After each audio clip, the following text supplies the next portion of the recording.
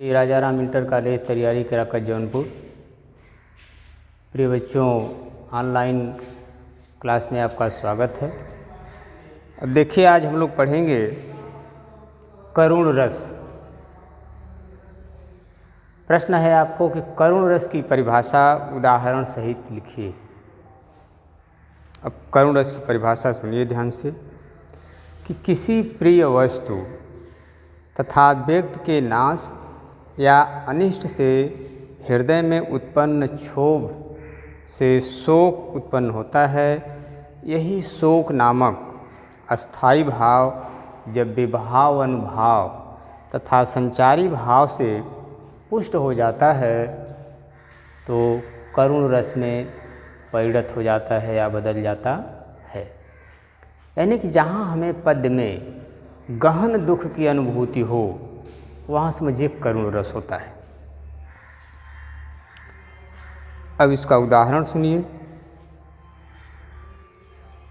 कि श्रवण कुमार की मृत्यु पर उनकी माता की और पिता की जो दशा थी वन में,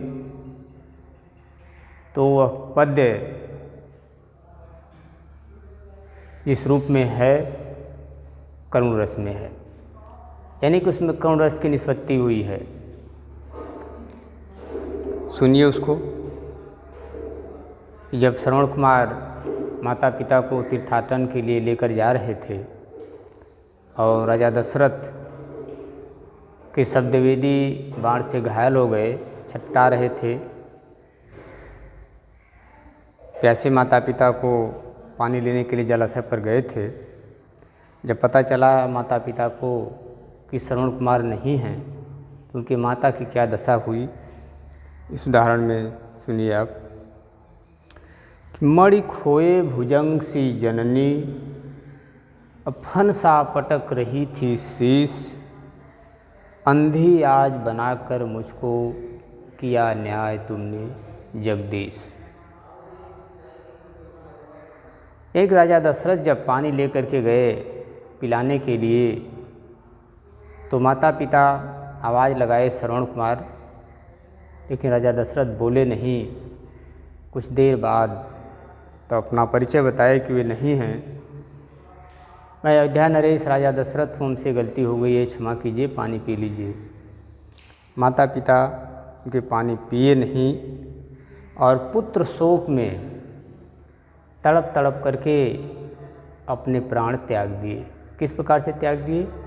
जैसे मणिधर सर्व मणि खोए भुजंग सी जननी, यानी कि मणिधर सर्व जैसे मणि के खो जाने पर मणि के लिए अपने सिर को अर्थात फन को जमीन पर पत्थर पर पटक पटक करके तड़प तड़प करके अपना प्राण त्याग देता है।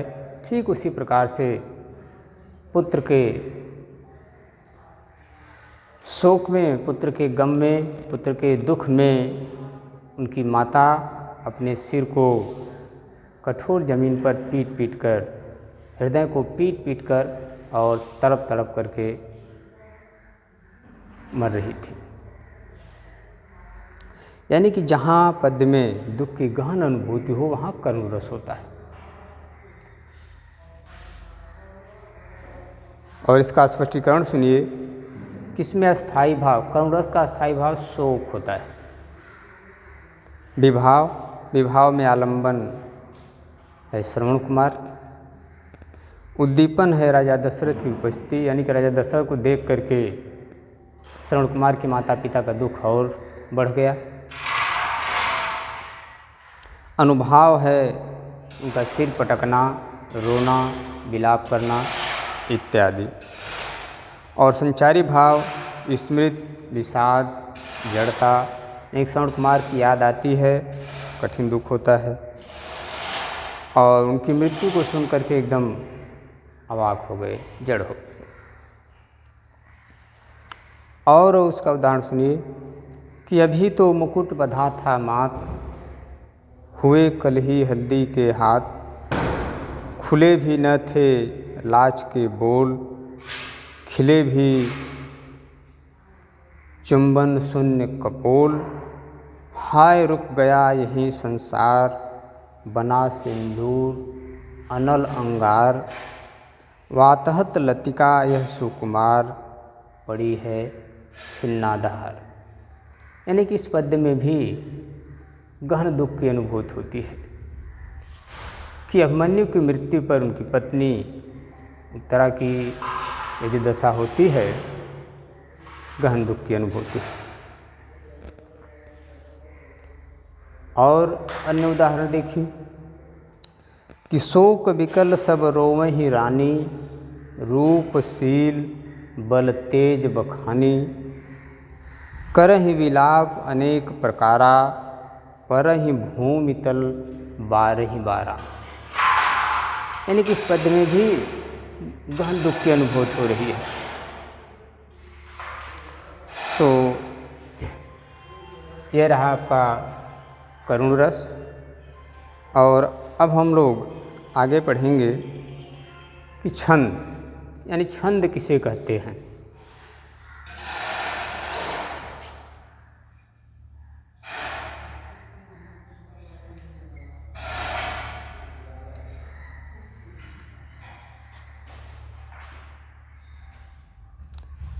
तो छंद का शाब्दिक अर्थ होता है बंधन। अतः वर्ण, यति, विराम, तुक आदि नियम पर आधारित शब्द रचना को ही छंद कहा जाता है। अब छंद के प्रकार, तो छंद दो प्रकार के होते हैं। एक होता है मात्रिक छंद और दूसरा होता है वर्णिक छंद। मात्रिक छंद किसे कहते हैं? तो जिस छंद में मात्राओं की गणना की जाती है उसे मात्रिक छंद कहते हैं। वर्णिक छंद किसे कहते हैं? जिन छंदों की रचना वर्णों की गिनती के अनुसार होती है उसे वर्णिक छंद कहते हैं। अब है छंद के तत्व। तो छंद के कौन कौन से तत्व हैं?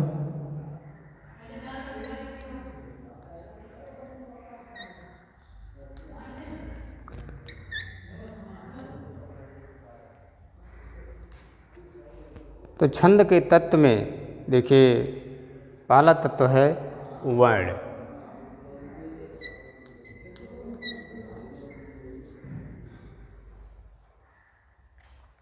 अब वर्ण किसे कहते हैं? तो मुख से निकलने वाली प्रत्येक ध्वनि को सूचित करने के लिए निश्चित किए गए चिन्ह वर्ण कहलाते हैं। ये दो प्रकार के होते हैं, ह्रस्व या लघु वर्ण।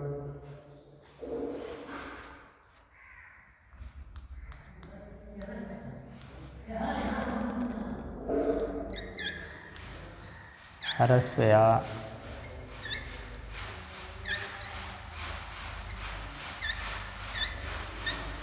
लघु वर्ण।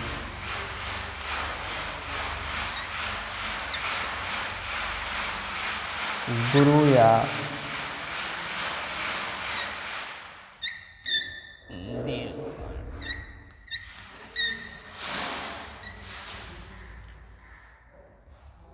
तो ह्रस्व या लघु वर्ण।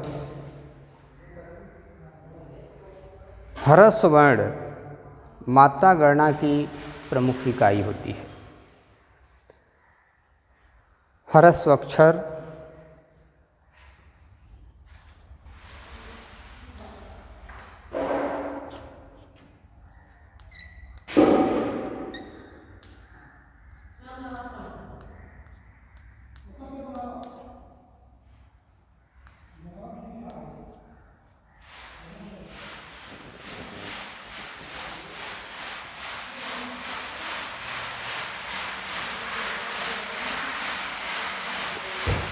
तो ह्रस्व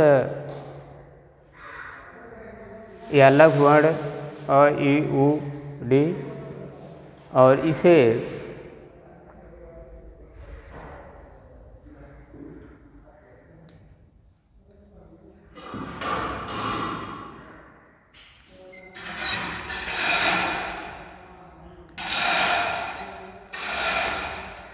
चिन्ह से सूचित करते हैं और इसका संख्यात्मक मान होता है 1।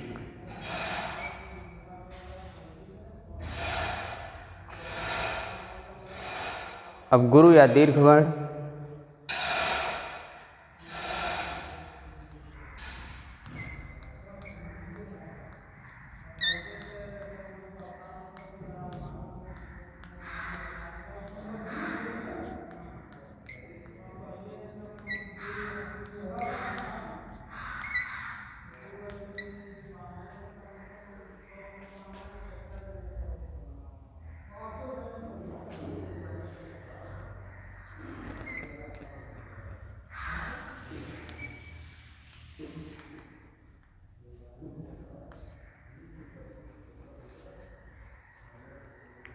तो गुरु या दीर्घ वर्ण हैं आ, बड़ी, ऊ, ए, ऐ, ओ, औ, औ, अ।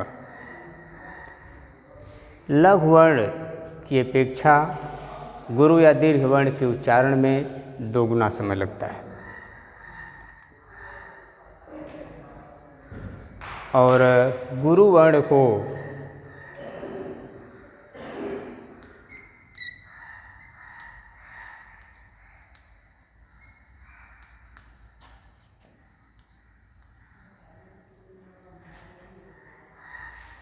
गुरु वर्ण को इस चिन्ह से सूचित किया जाता है और इसका संख्यात्मक मान होता है 2। तो गणना करते समय लघु वर्ण की 1 मात्रा लगाते हैं और गुरु या दीर्घ वर्ण की 2 मात्रा लगाते हैं।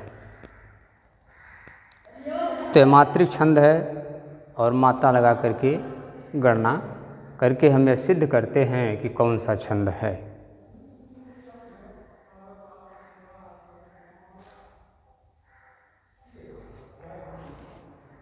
मात्रा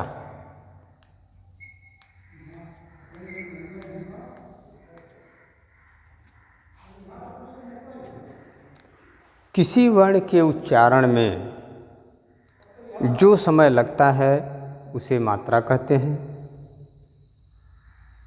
लघु वर्ण की 1 मात्रा तथा गुरु वर्ण की 2 मात्रा गिनी जाती है और लघु वर्ण की अपेक्षा गुरु वर्ण के उच्चारण में 2 गुना समय लगता है। अब गति या प्रवाह,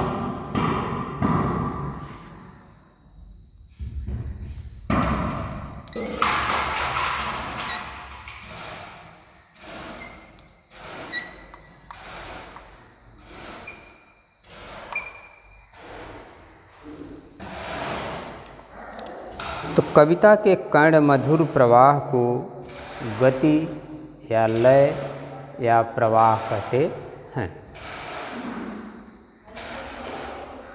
अभेयत या विराम,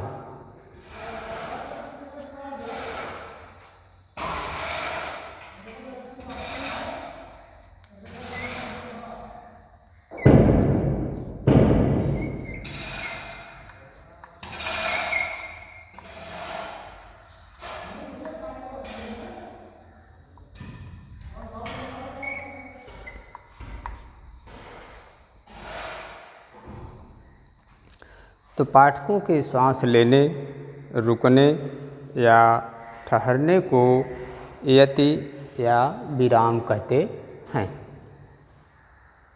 अब इसके बाद है तुक। छंद में तुक क्या है?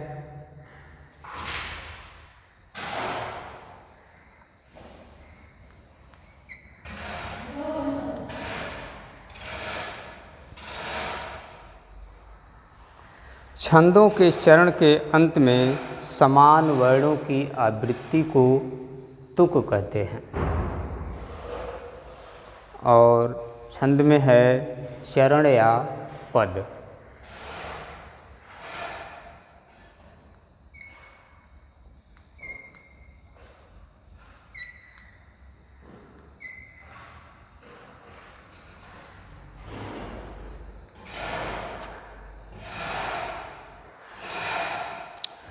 तो प्रत्येक छंद में प्रायः 4 भाग होते हैं जिन्हें चरण या पद कहते हैं। चरणों को अंत में चरणों को अल्प विराम द्वारा अलग किया जाता है, यानी कि विराम की सहायता से वाक्यों को पढ़ने में आसानी होती है।